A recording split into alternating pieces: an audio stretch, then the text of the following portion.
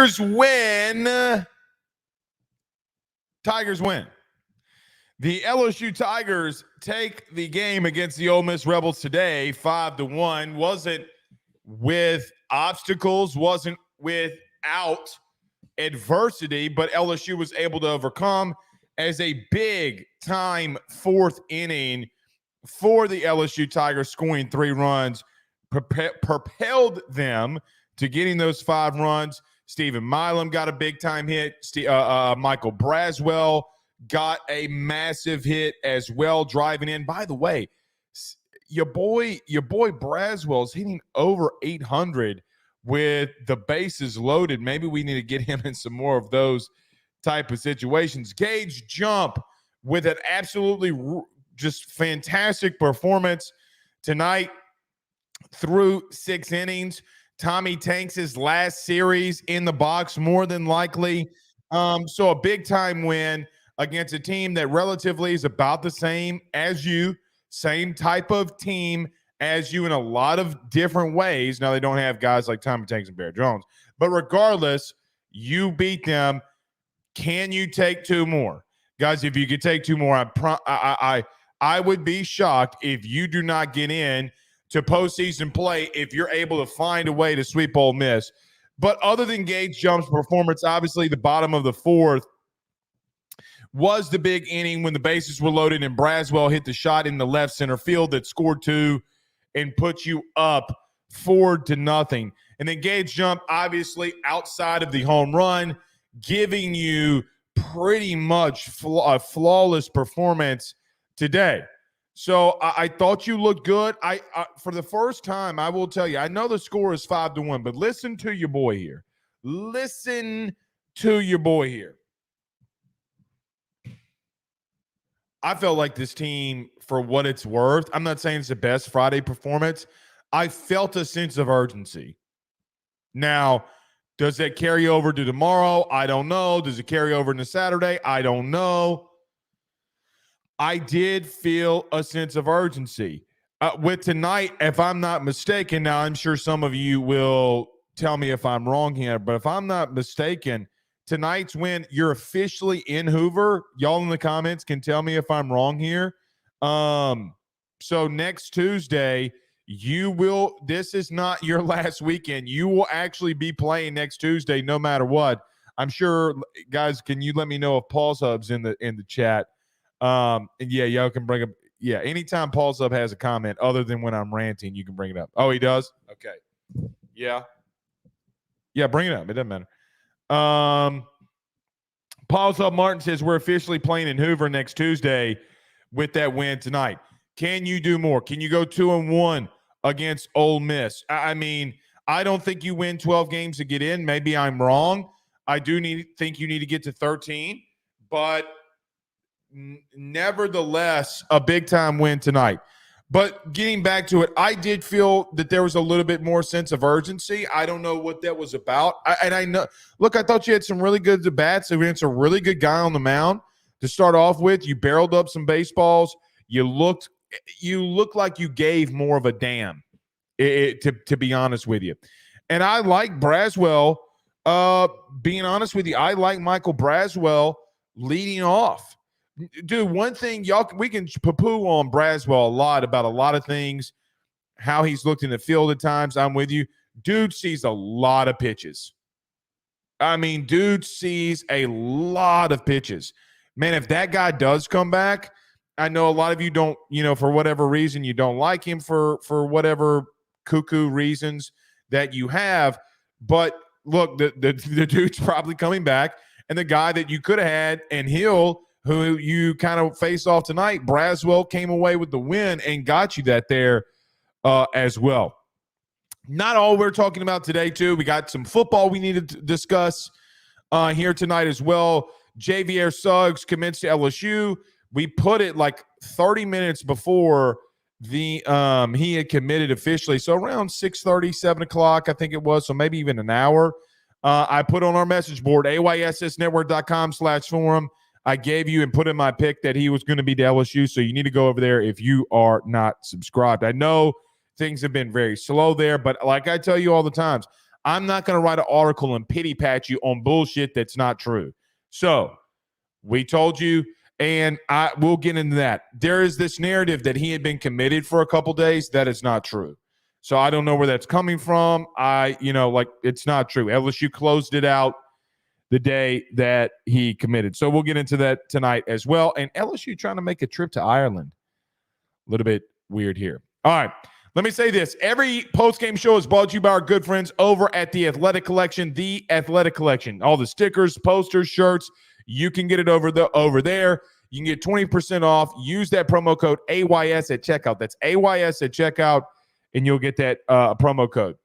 Also, our good friends over at betonline.ag, always serving you. A lot of prop bets coming up, a lot of bets for college football over at betonline.ag. Use that promo code BELIEVE50. That's BELIEVE50, BLEAV. You'll receive that 50% off welcome bonus on that first deposit. BetOnline, where the game starts. And always our good friends over at Melon. Guys, I've been telling you this. I swear to you. These hats are by far the most comfortable hat that I've ever worn. They fit perfect. You can go over to their website. You can do the hat simulator and find out what size hat, small, classic, large, and you can get the right hat for you. Go over there, use that promo code AYS to get 30% off. And you can go over just melon.com/AYS. Guys, I am telling you, absolutely phenomenal. You got to get over here. All right. We're going to get to a lot of your comments here tonight. Just a couple of things. Again, and I'll start it off here. Gabe's jump was electric tonight. I'm very, very electric. And a lot of things he did. I know he gave up the home run. Yeah, whatever. But 8 strikeouts. I'm glad when the rain came down, you were able to get 6 strong innings out of Gabe's jump. So it kind of worked into your favor a little bit. Kind of worked into your favor a little bit, too, that Ole Miss had to go to another guy coming back out as well. So using a whole nother arm here to get there. You know, what's interesting, though, even though, and we talked about, getting a run in the second inning, getting a run in the third inning, that big-time hit from Brazwell I thought was a massive key for you there. So let's run through it a little bit. Stephen Milam does come up in the bottom of the second. Runner is on second. He gets a line drive single back up the middle that will score the run. That would break the scoreless streak. Hayden Travinsky comes around to score. Skip Bergman was also in the house tonight. Did y'all see him? My man was locked and loaded. You get another run in the third as well. So you go into the bottom of the fourth and you get the big hit. Here's another thing that I would really, really, really like to stress. Okay. You come back out of the rain delay. So you go through 6 innings. You come back out of the rain delay. Christian Little can go again tomorrow if you need him. 1-2 gives up a hit. Oh, well. 3, though, in the strikeouts. That dude has been phenomenal this year and will continue, in my opinion, to look really good. So now you have an option tomorrow if you want to go and get Christian Little and lean on him a little bit. I think that you can do that. So that sets you up for tomorrow. And here's another thing. Also with Griffin Herring. But Christian Little comes in the top of the 7th. He gets 3 Ks. He does give up a really good hit. The ball was like knuckled out to center field. Ackenhausen comes in, gets a K. He walks a guy, but then Brazwell makes a really good play at short, 6 unassisted, double play thrown over to Jones. The 9th inning got a little bit interesting. Okay, you would have probably wished not to have to go to Griffin Herring there in that situation. Gavin Guidry comes in. I have no idea why or what was up with his windup. He looked off. And to be real with you, I don't know what that conversation was like when Alex Milazzo went out to the mound the second time, but it was not comfortable. I don't know if I tweeted this out or if I said it to myself. I can't remember. But, man, did y'all see Milazzo, looking in the dugout like, hey, dude, and then Jay, goes on the walkie-talkie and then runs out? Something to watch there. Something was off. I don't know what that conversation was like, but just the look on Milazzo's face says, hey, motherfucker, hey, man, come get this dude. But then Obviously, Griffin Herring, arguably the best guy, maybe just the best guy on the mound for you this year, comes in and closes it out for you while the train is choo-chooing you all the way down, and he gets the final out for you. So great performance by the Tigers. You're down 1, 2 to go, and let's see if you look. Just win tomorrow, man. Just worry about tomorrow. I do feel good now, though, that you can lean on Christian Little and you can lean on Griffin Herring. Here's another thing. Jay did this last weekend, right? Like Jay did this exact same thing going to Little and going to Herring and didn't pay off for him. He does it again tonight, and it does. So good on it. I know what man, Jay was not wrong probably doing what he did last Friday, but he does it here and it pays off. All right. Well, let's get to all your comments, thoughts, questions, concerns about the game tonight. Put them inside the chat, the Rudy Crew chat. Super chats get read first. So we will go to the super chats. Everybody do us a favor by hitting the like and share. Share to all those social media groups. If you're on Facebook, hit that like button, hit the share. If you're on YouTube, do the same. Every time you hit the like button, man, it helps us out so much. We greatly appreciate when y'all do that. Wherever you listen to podcasts, man, podcast numbers are booming right now. So you need to get over to Apple Podcasts or Spotify. Luke sends a $4.99 super chat, says, saw Big Ben's hit today. Let's go. He's going to be a stud. Yes. So that's why I was actually kind of glad that the rain delay actually happened, because we had a T-ball game today. Look, I'll bring it up. Look, we can bring it up. Yeah, we can bring it up for people who didn't see. I appreciate that, Luke. First for the super chat. Second, for you bringing this up. Yeah, if y'all can get it before I can. All right, Jim, you got it? Okay. Yeah, just bring it on up. All right. Yes, this is the hit from Ben Ruffino tonight at T-ball. Let's look at it here. My man was excited. I tell you what, man. I tell you what. But here it is right here.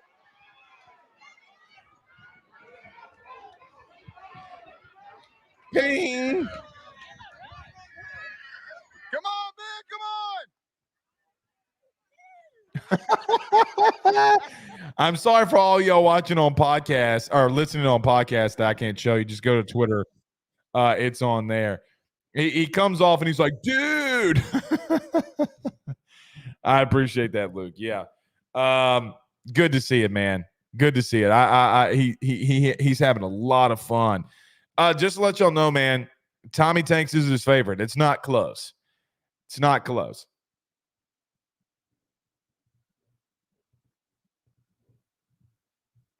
It's not close at all. All right, Brandon Reese says, huge win tonight against Ole Miss. I agree, my man. He says, Holden Lee says, no lie, seeing Ben's face when he hit the ball was priceless. Proud dad moment for you. Yeah, no doubt. No doubt. He's having so much fun. So, Jude says, Ben Ruffino is prime Jose Bautista reincarnated. Man, I hope so. The biggest thing for me, though, man, I really mean this. I'm glad he's just having fun. I'm glad he's just having fun. Spectrum Wellcare, what's up, man? Or lady, I don't know. I always forget. But good for you to be in here, Spectrum. He says Ackenhausen can still pitch a couple of innings. That's also true.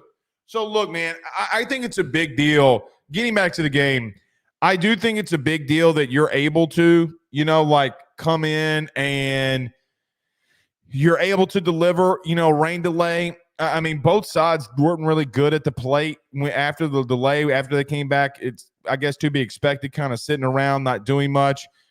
But pitching-wise, you came in, and both teams, really, Ole Miss included, they came in and shoved. And it's exactly, what you needed. And, look, the only really bad hiccup, I would say, really of tonight would be Gavin Guidry's performance. I don't know what's up with him, man, but that's slow. Like Rick says that Guidry's the last ball he threw had a different, slower delivery and windup.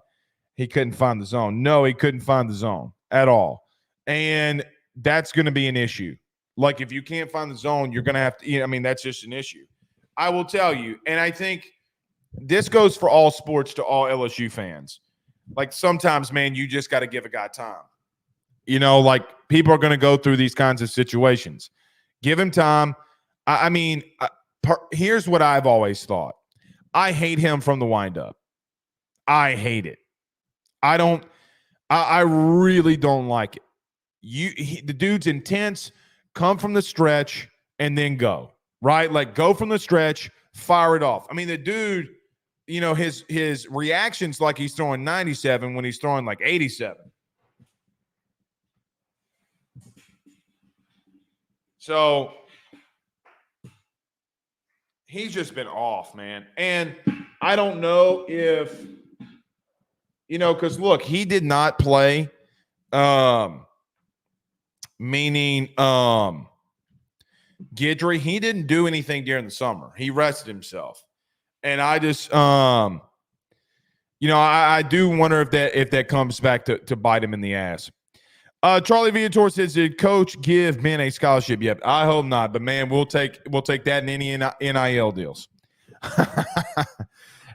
Honkus says Auburn is at bat to finish off Bama. That helps. Yeah, man, we need some help.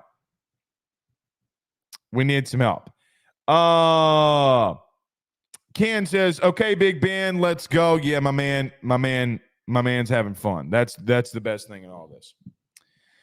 LA Farm Girl says the 337 getting hammered again with bad weather. At least we got the Tigers win tonight. Well, be safe to all of you out there. I don't think that I don't know if we'll be live tomorrow for the post game. Ben is graduating. So a lot of dad stuff here too. Adam says, feel like the ump was squeezing him on a couple of those pitches, though, got in his head. I agree with that. But, Adam, like, people get so mad. I come out here and all I complain about is people calling balls and strikes. But I agree with you. I do think that he I really do think that he was squeezing him. What was it? The first or second inning when Jump got in a little bit of trouble? I think it was the second inning, too. Speaking of that, I don't know what made me think of this, but Gage Jump in the second inning, he gives up a hit, then the two bunts back-to-back, and you're able to work out of that, like making a really – like one of the bunts was popped up to him. He gets in front of Tommy Tanks. See, that's what I was talking about in the sense of urgency, right? Like that's not hesitating. Like I'll be real. I don't know. Even though that you won 5-1, I felt like it just felt to me. Show of fingers in the chat. Did y'all feel like there was more sense of urgency? Like maybe it's just me. I mean, I got to watch 6 of the 9 innings. So it felt like to me there was a lot more sense of urgency. And getting out of runners on first and second, no outs, and you get out of it, it's a big deal, man. It's a really, really big deal. So you got to love it. Tim Graves, our good friend. My man just got married, by the way. I'm pretty sure, Tim. Tell me if I'm wrong here. But I'm pretty sure he did. Congratulations to him. He says #dadlife. Oh, man. The month of May has been a whirlwind, man. That's why we weren't live on Monday, because we were playing, we weren't playing. And look, man, I mean, my parents were divorced, and I have vowed, like, I'm unless I absolutely have to miss a game, right? Like, for whatever reason, I'm not missing. Like, I know what it's like. I know what it's like. And, being coaching at first base, Yeah, man. Yes, indeed. Congrats, Tim. I'm proud of you, man. I'm really proud of it, man. That's so awesome. So great. Congratulations to you and your wife. Rick says, yes, 100% sense of urgency was different. That's how I felt, man. That's how I felt. And regardless of, regardless of like the score or the final outcome, like the double play in the ninth, right? Or the dropped double play in the ninth. Guys, I'm going to tell you, 3 weeks ago, last week, I don't know if Michael Brazwell feels that baseball. Like, I really, really don't. It felt to me like something was different. Now, what could be different? Could it be a situation where like, hey man, this is it. Like, and guys around are saying, like, hey man, the likelihood of us going into Hoover and winning it, not likely. Now you've won 7 of the last 12, okay, SEC games that you've played. Can you make it 8 of 13, 9 of 14? Let's say you win a couple of games in the tournament. You go, guys, I tell you what, you win the last 10 of 15, 10 of 16, 11 of 16 games. You win 2 games in the tournament. I do think that Jay's got a really good argument, even if you get to 12 wins. I think you do.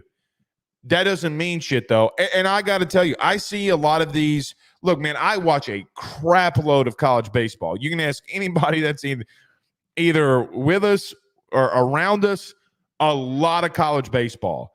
I see like these first 4 out, like Baseball Today or USA, like whoever, D1 baseball, like LSU, the first 4 out.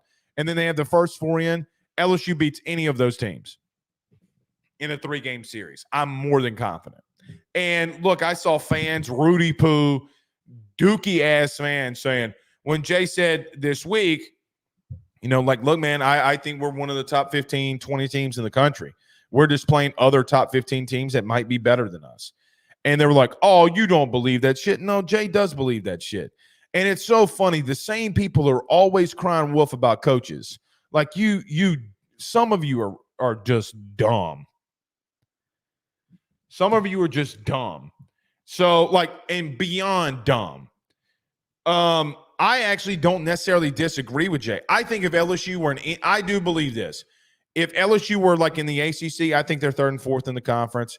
They're in the Pac-12, Big 12. They might even be winning those conferences, to be honest with you. Maybe not Oregon State. Oregon State's really fucking good. So, yeah. I mean, like, look, dude, you think SEC football stuff? No conference in the country in any sport's tougher than SEC baseball. None.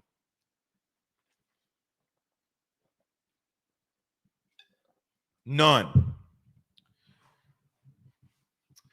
John Sibley Butler with a $20 super chat. Thank you so much, sir. Says, Blake, deep down, does this Tiger baseball team have the stuff to be competitive in the postseason after a struggling regular season? Thank you, John, for the super chat. Do I think that this team, let me reread it.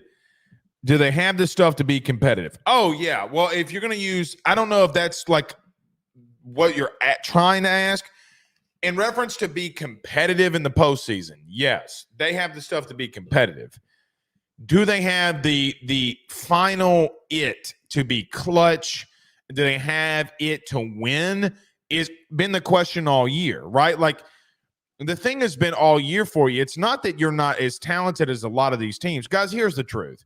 You played a lot of really, really close games. Any one of those games could have gone your way if you performed just a little bit better. What happens if you hit your stride now? What happens if you hit a stride where, hey, man, maybe those games start going your way? The main thing, John, is can they finish out this weekend? I mean, at minimum, at bare minimum, obviously, you got to win and win this weekend. You got to win the series. You got to win tomorrow. But God forbid you find a way to sweep. I think you do go out west. The problem would be going out west. Oregon State came to you that last year. I don't want to go to Corvallis. Those dudes are good, man. I don't want to go to Corvallis.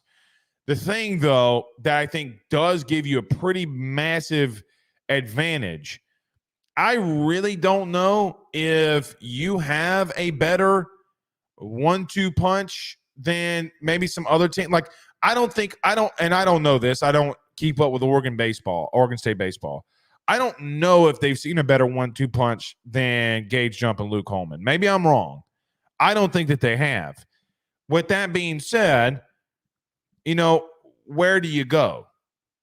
I don't know. Maybe somebody can help me out in the chat. I don't know, like the top 16 seeds. Maybe you do go somewhere else. I don't know. But it would not shock me if you found a way to get in that they sent you out there. Now, to your point, could they be competitive? Yes. You know what they could do? They could send you to Arizona. Wouldn't that be something? Jay having to go back to Arizona? I don't know if they do that to Jay. So we'll see. A couple more here. Yes, if you want your comment 100% read, put in a super chat. We'll read it. David says, does LSU deserve to make it? Well, if you win this weekend, if you sweep Ole Miss this weekend, I think that they do. Because I don't think that there's 64. Actually, I know that there's not 64 teams better than them. There's just not. And look, you know this, and I know this. Rudy Poo Tech that plays in the Sun Belt, who might win a tournament or win the conference, more than likely is not better than LSU. Like, for example, I don't think ULL is better than LSU. I don't. So I know that that's going to get people mad. I don't really care. Drink your wine if you want to, because that's what you do on Twitter anyway. I don't think they're better than you. But this is how the tournament works. Wait until you see Liberty get in the football playoff, and then you're really going to freak out. You're really going to freak out then. Like, well, man, LSU's better than Liberty. Yeah, I know. Everybody knows that LSU's better than Liberty. But the problem is that Liberty, the Group of 5 team gets in there. Do I think they deserve it? I think that's a big question. And it's not for me to decide. Do I think they are? Yes, but I'm also an LSU guy, so I'm gonna want them in. Jude says the SEC Red Zone type show was pretty solid during that rain delay. It was. I agree. I really agree. I really like that. They bring that back during the postseason. Yeah, they bring that back during. If you go to like ESPN2, I think they'll be doing that. During the conference championship games, freaking elite, dude. Really, really elite. Brandon with a couple of questions back to back. He says this team could be scary or can be scary if they start playing their A game. Maybe. Brandon Reese says this team can be okay. We just read that. Paul Zub says they'll send us to Tucson for the Jay Johnson return instead. Jay Johnson goes back to Arizona. They're winning. Jay says, man, I don't know, but I don't think 12 wins gets us in a regional. You wouldn't have 12, you'd have 13. Hell, I think you need at least 13. I agree. No, that's what I've been saying. I mean, but the only thing with that is that there has been teams that have won 12 conference games that have gotten in. I mean, do I believe that you could? I don't know. Do I think you get 13 and you're in? Yes, I do. And you need this sweep. So it's happened before. I don't know if it happens again. Squeeze play is what it was called, says Jude. Yeah, it was elite last year. Yeah, remember those rain delays last year? Freaking insane. Cole Adams says top 10 SEC should always be in the top 64. I don't know about that, but not like 10 teams from the SEC. I don't know about that, but LSU is going to need a look. LSU would need chalk to win out, right? Like, for example, you don't need Tulane coming out of nowhere, winning their conference tournament and getting into a regional, because those are what gets teams out. You need chalk to win, like teams that are already being in. And then you need to go in there and win. Guys, you need to go into Hoover and win. You got to go throw everything up against the wall and see what sticks. Dustin says, can sweep if you don't win the first one, FG, and please send us to a UL regional. I would love nothing more to send them home packing. Nothing more, because they're fired up about their baseball season. Let me just say this. If for whatever reason, LSU found a way to get in the same regional as ULL and found a way to be the team that sends them home, this baseball season might be okay with me. It might be all right with me. Might be all right. Let me give another example. You know what's interesting? I don't think that LSU, I don't think LSU in Jay's first year as an entire team is better than this year's team. Like, I don't think 22's team is better than 24's team, especially on the mound. And that team went 15-15 in conference. And I think this team's better. What do y'all think? All right, I'm gonna bring up this question. Let me ask y'all. Y'all put in the chat. What LSU baseball team was better, 22 or this team, or 24? I would say 24. Now you had Dylan Cruz, but you got to remember 22 now. Beloso wasn't there. I mean, like, your ace was Mikael Hilliard. Right? And it's interesting. It's very interesting that you're 2 games behind. And 2 games you should have won. Like, or you could have been 2 games. But you are 2 games behind than what you were then.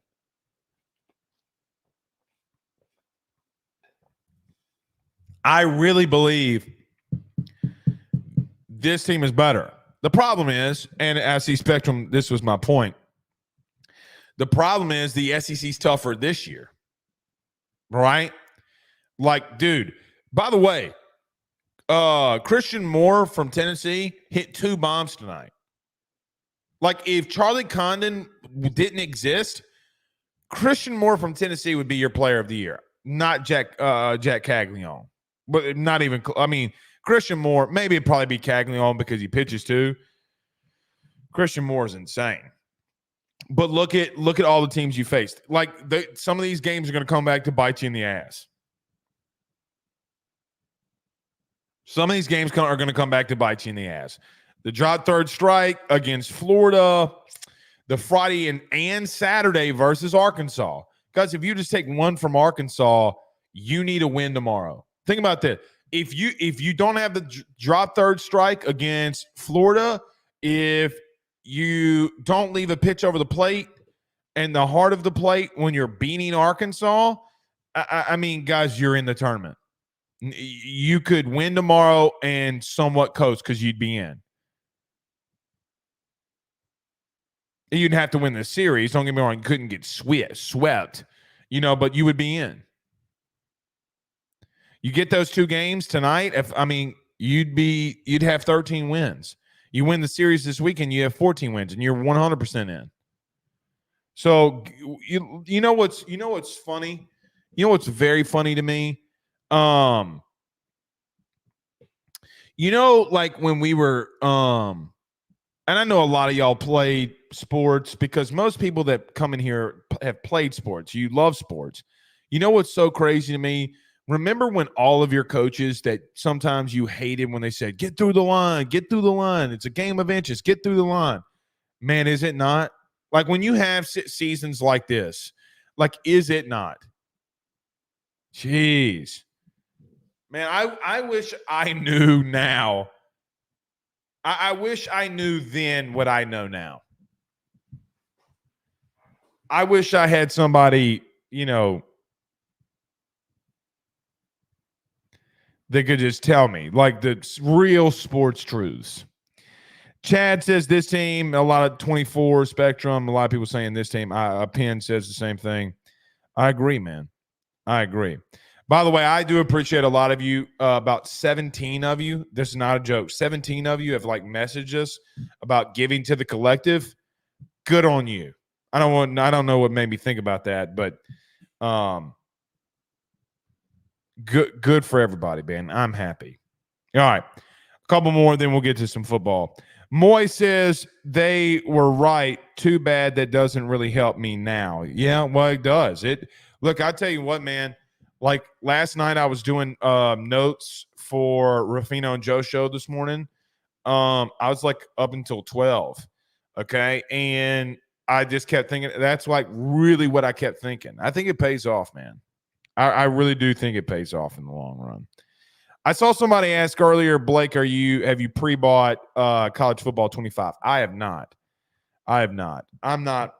It's way too far out for me to do that. Way, way too far. Like, I can do that in June. I don't need to pre-order it now. But I am excited for it. Stephen Perlow says, but our strength of schedule should get us in even with the 12 over these Rudy Poos. I don't know, man. I don't know. Because Florida's got the number one strength of schedule, and they're going to get B12 too.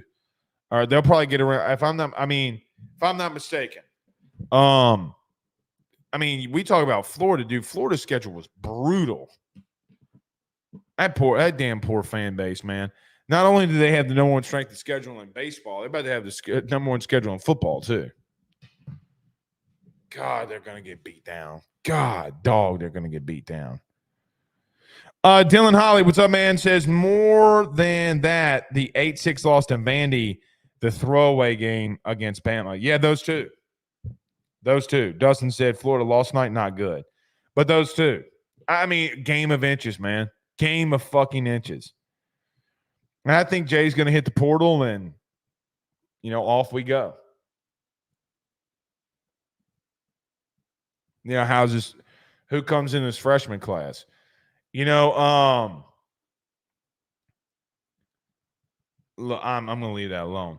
Y'all see Connor Griffin posting a lot of this LSU Tiger stuff? Ain't no way, man. I'm not getting my hopes up. I'm not doing that tonight. All right. Let's get to a little football here, too, before we get out of here.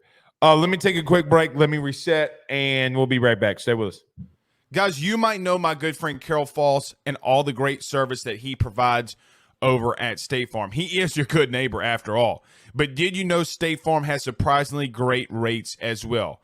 Along with the great neighbor service, State Farm agent Carol Falls has surprisingly great rates for everyone inside the state of Louisiana. So call him today at 985-395-4300, 985-395-4300 for all of those surprisingly great rates on auto, home, and life insurance needs. Like a good neighbor, State Farm is there, and individual premiums will vary by customer.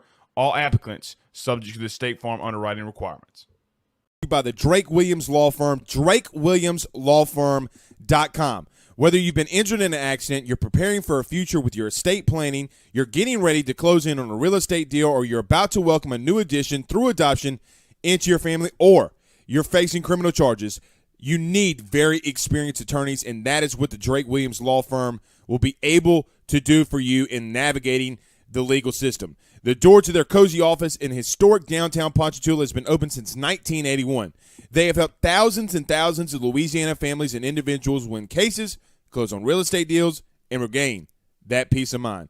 Their lawyers over at the Drake Williams Law Firm, Ernie Drake III, Ryan J. Williams, and Summer Vignair, are very determined, compassionate, and dedicated to their craft. It's the Drake Williams Law Firm, drakewilliamslawfirm.com. Give them a call today at 985-386-7600. Tell them your good friend Blake Ruffino at AYS sent you on by. Louisiana is unique. The food, the festivals, even the bugs. No, not mud bugs. Unwanted bugs like these. The ones you don't want crawling in your home or business. Trust the Shield from J&J Exterminating. We've been protecting Louisiana homes for over 50 years, earning the trust of our clients because we deliver what we promise. Protect your home from pests. Get the Shield from J&J Exterminating. J&J Exterminating. Yeah. We're back.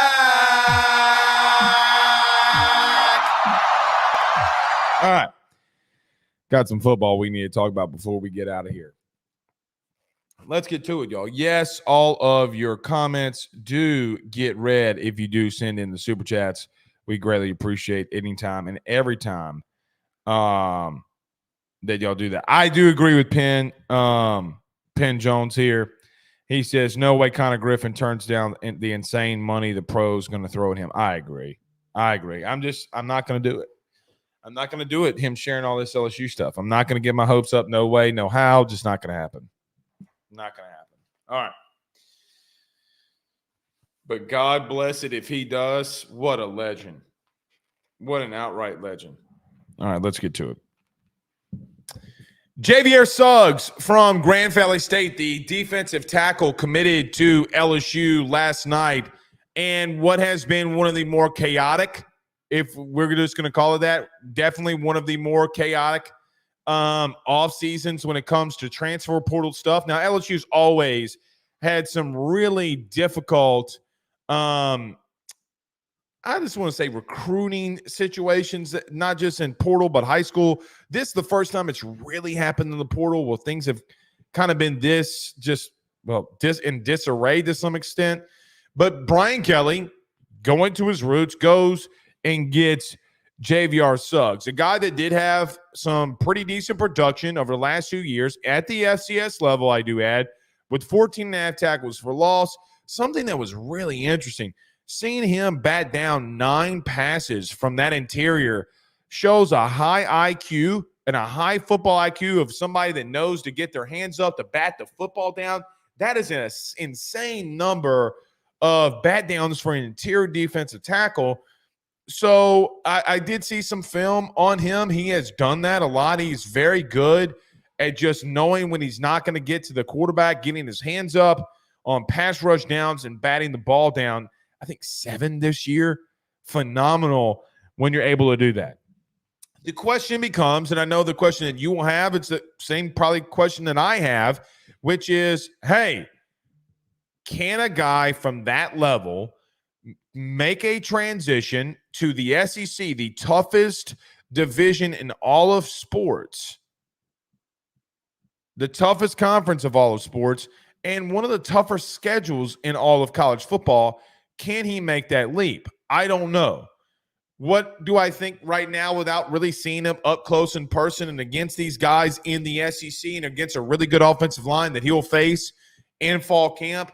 I think he's a rotational piece, a guy that might get you a starting two. Maybe you get some really good production out of him. Maybe he's a little bit better than you expect, but you add experienced depth into that room. Another thing, I've harped on this a lot, not just in football, but I've harped on this a lot in a lot of sports. Experience wins football games. You might not have the prospects, but you have other great prospects around JVR Suggs. You need high value, high target prospects and really solid experienced players. How you won the West in 22. Really and truthfully, it's how you won a lot last year in college baseball. If you're LSU, obviously Kim Mulkey had 2 seniors. Or 3 seniors, on our basketball team last year that helped lead you to a national championship. And that's not just at LSU. That's everywhere that's having that kind of experience when it comes to experience and experienced players. The thing with JVR Suggs is, man, for me, is that I just really need to see him up close and personal, taking on what might be the best offensive line in the country. I do think that LSU's offensive line might be that.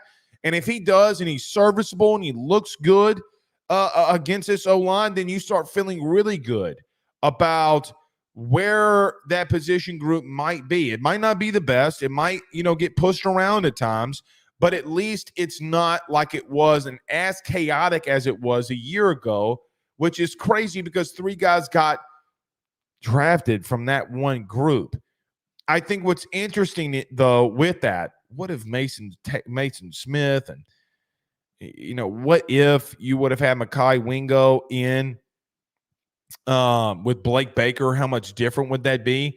But who it really helps out? A guy like Harold Perkins.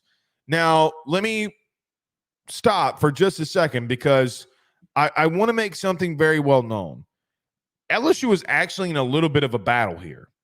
And Kentucky was calling, other schools were calling, a lot of big P4 teams came calling for JVR Suggs when he was in the portal. A lot of big schools offered him. And I will tell you, when it comes to defensive tackles, Stoops is not somebody that extends an offer. I mean, look, defensively, he's really good at identifying, really good at recruiting. He committed yesterday, and LSU wound up closing the deal. And I will tell you, and I said this yesterday, and I'm not going to back down off of it here today. Regardless, at this point, you needed this for perception reasons. You couldn't have lost this kid to Kentucky. You couldn't have lost this kid to USC. And whoever was in his final top 4, you just could not lose him. Because you lose him, then you're really the wheels really starting to roll here, right? Like the snowball continues to go. And, well, the truth is, can you ever stop that? So you do get Gio Paez, you do get JVR Suggs. Brandon Lane from Stephen F. Austin looks like he's going to be making another visit again to see, how he wants or where he wants to go. Maybe you do land him. Then I do start feeling a little bit better. Do I come off of my pick of 9-3 next year for LSU? No, I do not. No, I do not. Do I feel a little better today than I did yesterday about that position group? A little. I hope JVR Suggs, I really do. I hope he comes in here and is a really, really talented player. Really, I do. And you're going to have to coach the hell out of this defense. You're going to have to coach the hell out of this defensive line.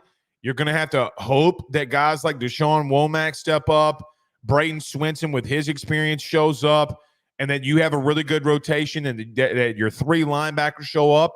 And by the way, a secondary that wasn't great last year. Can some of these freshmen that were added play really, really big snaps?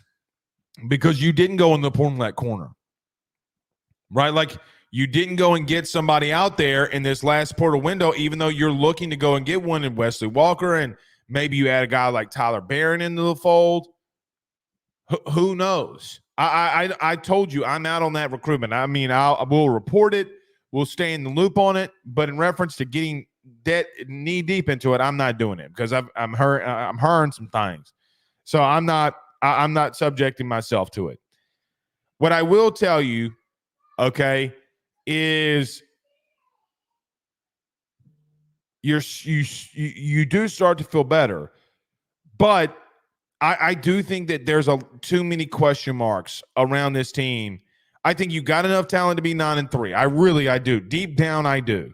The issue is I just don't know if you can take that next leap. I need to see him in fall camp. Really, I do. And maybe I start feeling better there, but as of right now, I do not.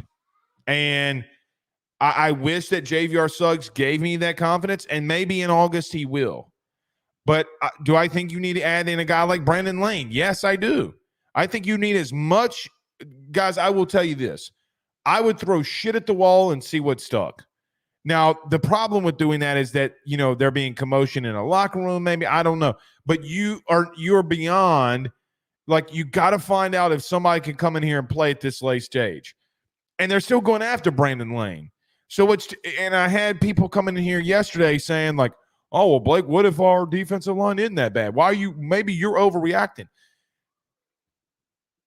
Why are people coming here and say that I'm overreacting to a position group when your entire coaching staff, your head coach, your new $1.2 million defensive line coach is going out there and they miss on guys and they still recruit the position? If they missed on guys in the portal, if they were good enough there, they'd be like, yeah, all right, whatever. And why are they attacking it in the first place? Oh, it's not as bad as you say it is. Well, then why do they keep recruiting? So I'm glad you got him. I think he's a high football IQ guy. I think he's a rotational piece. And I think you go from there and see what sticks. Do I think he's an every down player and an everyday starter for you? No, I do not. And maybe I pray that the guy proves me wrong. Really, I do. All right. Let's see. Penn Jones says a $9.99 super chat says, I hope they go after Johnny Bowens, the defensive lineman for Oregon. He was a 4-star out of Converse, Texas, and he would have 3 years left, maybe 4 if he used a red shirt this year. I have not heard much about him. The only thing, and thank you, Penn, so much for the super chat. I haven't heard much on him. Maybe things do pick up around him. I just not heard much. I haven't watched him much. I've watched Brandon Lane. I saw on JVR Suggs' film that he posted himself. I watched all of that twice. I think you just got to go get whoever you can, really, and maybe Johnny can come in here and give you some rotation. But I will tell you, you're putting a lot of bodies in that room. And at some point, somebody's got to go off. Somebody's got to be, you can't, I mean, now you're putting a hell of a lot of bodies. I hope somebody goes off there. Really, really, really, I do. I don't know if I see it right now. Guys, I've been wrong in the past. I'm going to be wrong in the future, and I really do hope I'm wrong here. My fear is that I'm dead on spot, like I'm spot on accurate. So I don't think we get. You know what's crazy? I don't even know if we get. Y'all hear that thunder? God, dog, that shook the studio. I don't know if we get that answer. You know what's crazy? We're going to talk. This is how things work every offseason. We focus on one bad thing. Now, last year was the secondary, and the secondary got cooked, so we were pretty right there. It's interesting. We always go into an offseason worried about a position. It's never the position group that normally starts having issues because everybody focuses in on it so much that something else like corner gets missed, safety gets missed. Rick says LSU was late to the party with Suggs and still got him. Great get. Yeah, they were very late to the party. Very, very late to the party. Guys, dude dropped his top 4 and was about to commit. And you got him here on a visit. Luckily, Brian Kelly, got his Brian Kelly got his, used his connection, and this is on him. Like, Brian Kelly did the work, and he put in the work, and he went and got him. Penn Jones says he came down between Oregon and Texas coming out of high school. Well, that's not good. Texas got 4 defensive linemen from the portal. That's not good. Not good at all. And I don't know, what's interesting, you say Texas, I wonder, his connection with Bo Davis. Maybe he does. Maybe there's a connection there. I don't know. But I will tell you, coaches had, when they get burned at the end, sometimes they don't circle back. And look, Carmani McClain committed, and I'll tell you this. I'm not out on that kid. I'm not out on that kid yet. I didn't know that he was going there as a walk-on, which is nuts. But what I would tell you is a guy like Carmani McClain, okay, maybe it is on him. I don't think it's fair to judge him based off of what Deion's saying, because I don't trust in Deion. Jude says, Blake, the new studio is fire. Thank you, sir. Thank you. Yeah, it's getting really bad around here. It's getting really bad around here. Fat Boy, where you been, man? Fat Boy Slim says, damn, I just noticed Blake got a new studio set. Yes, we did. Where you been, Fat Boy? Yeah, some of y'all leave me after football season's over with. Y'all be leaving me, man. Sad. Brandon Reese says the fact that Suggs is from Michigan, LSU still managed to steal him anyways, was huge for Brian Kelly and Bo Davis. I agree, and Michigan was on that list, and I think a lot of people thought that he might stay home, but Michigan didn't pursue it like that because they don't. Guys, they got 2 defensive tackles right now that are probably going to be in the league within the first 40 picks of next year's draft. They don't need JVR Suggs.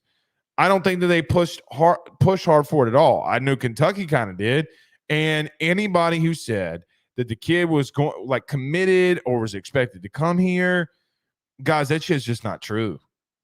Like, I talk to multiple people on staff daily, okay?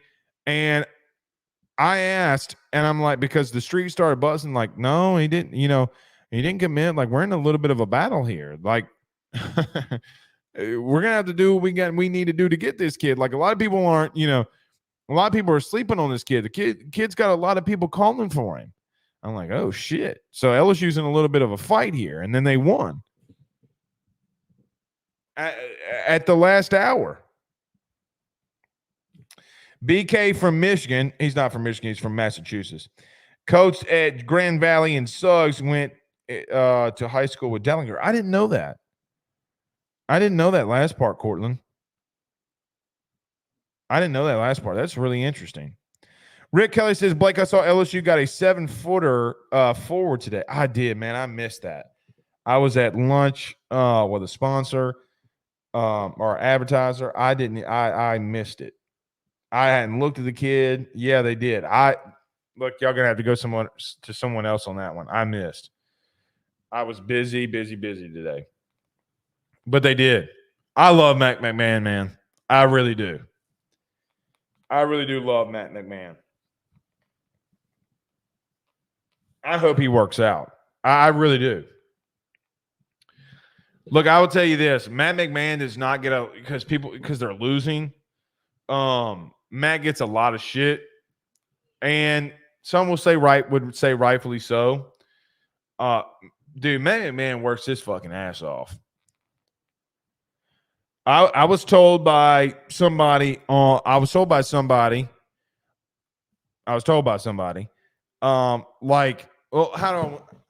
say it like this.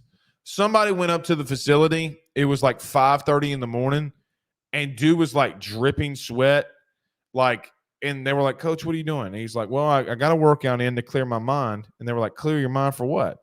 Thinking he had just got there like an hour before. He's like, "No, I was watching some film." By the way, the day that they told me, the day that before, when this was going on, was the day before LSU beat Kentucky. And I was like, damn, bro. And I was like, well, what is he doing? And they're like, well, Coach, what were you doing before? I was recruiting. He was on the phone with prospects. See, man, people don't when it's not chronicalized, right? Like when it's not talked about, like when it's not, when a guy like Matt McMahon's not in the forefront, right? Like that's when people don't want to hear that, or those stories aren't shared. But I love Matt McMahon.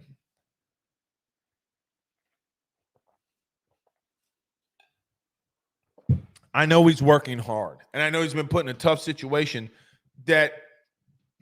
and look, I do have a soft spot for him because he's trying to work LSU out of a shitty situation that, guys, quite honestly, not we as fans, but we as LSU put ourselves in.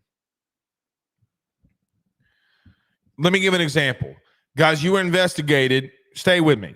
You were investigated by, stay with me now. I know Blake's off his rocker. Stay with me. You were investigated for lack of institutional control, which means two sports are doing some things that are stupid and shitty. James Craig had no business taking that kid, Tristan Lee, to Death Valley. Ed Orgeron didn't have no business giving him James Craig's address. What was another thing? The Darius Geist thing. I mean, the Les Miles stuff, the Gloria Scott,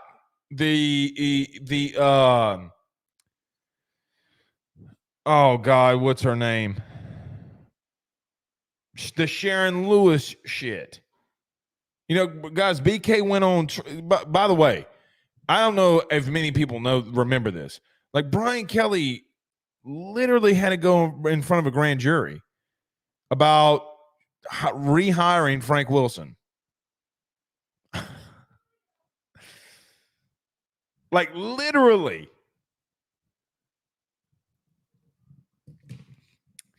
And LSU basketball, to my opinion, and I'll never, people will say I'm stupid.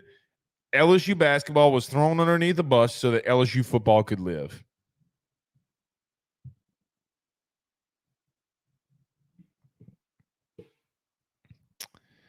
So, yeah. Good, Gina. I appreciate it. I love it when y'all come in here with fake profiles. Oh, yeah. All right. Cortland said nobody believed Lewis. Well, enough people did for her to get a second trial date. Enough people did.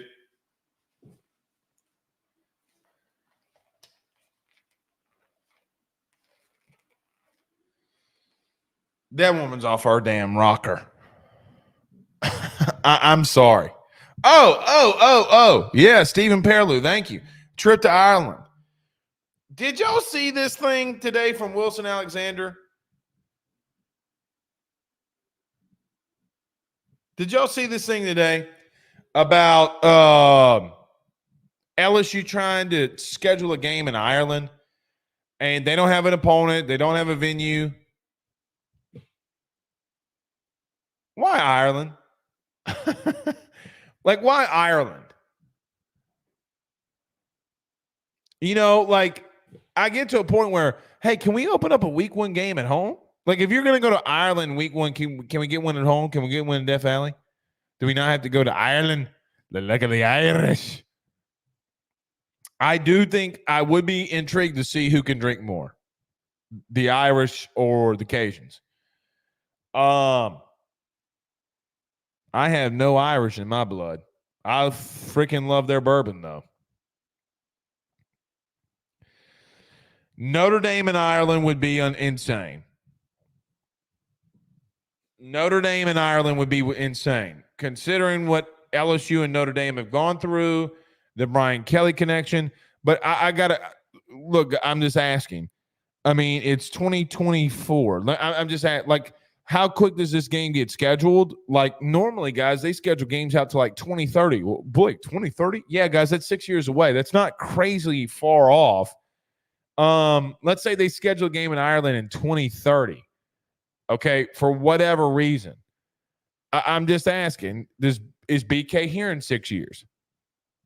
Like, I'm not saying he won't be. I'm just asking, is he here in 6 years? So, yeah. Rob Boudreaux says, Blake, I don't know if it's going to get you, but the weather is really nasty and rain. Yeah, it's starting to get to us right now. I mean, I love these Rode microphones. Y'all can't hear what's going on in the studio back here. Dude, it is boom, boom. Like the studio shaking. Fucking studio shaking. Y'all stay safe out there, man. Yeah. Let me go. Probably need to go call and check on my kids. All right. We'll see y'all probably not tomorrow. I don't know what we're going to look like. My son Ben's graduating. I'm so proud of him, man. So freaking proud of him. He brings me more joy than anything on this world. Anything. My baby girl Jewel too. But man, you know what the only sad thing is? You want to hear something funny? Only sad thing is I wish I would have gotten to parenthood sooner. You know, it's a blessing. God, those kids are a blessing. We'll see y'all tomorrow, man, or Saturday. Peace.